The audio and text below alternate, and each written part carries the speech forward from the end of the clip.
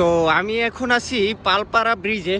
আমার পিছনে যে ব্রিজটা দেখতে পাচ্ছেন, এটার কাজ কি ছিল আমি আদৌ জানি না। আমি এটার হিস্টোরি জানি না। আপনারা যদি লক্ষ্য করেন তাহলে হচ্ছে গিয়ে এটা মেবি আগে পুরানো ব্রিজ ছিল, দেন হচ্ছে গিয়ে এই মাথাটা ভেঙে যাওয়ার পরে এরপরে দিয়ে হচ্ছে এই পালপাড়ার এই ব্রিজটা করানো হয়েছে। তো এখানে আসলে আমার কাছে বরাবরই সুন্দর লাগে, কারণ হচ্ছে গিয়ে গোমতী নদীর পানি অনেক ভালো স্রোত। যেহেতু বন্যা হওয়ার সম্ভাবনা ছিল, ওই বিধায় গোমতী নদীর অনেকটা স্রোত বেড়ে গেছে।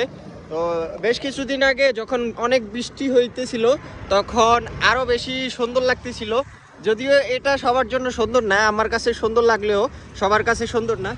তো আপনাদের কাছে কেমন লাগছে অবশ্যই কমেন্ট করে জানাবেন। আর এটার বিস্তারিত যদি কেউ জেনে থাকেন, আমি যতটুকু বলছি এটা সঠিক নাও হতে পারে, যারা জানেন অবশ্যই কমেন্ট করে জানাবেন যে এটার বিস্তারিতটা কি। এই মাথা থেকে এই মাথা এখানে এসে শেষ হয়ে গেছে। দেন হচ্ছে গিয়ে এইদিকে আবার পিলার আছে, এই যে জুম করে যদি আমি দেখাই, এই যে দেখতে পাচ্ছেন, এই তো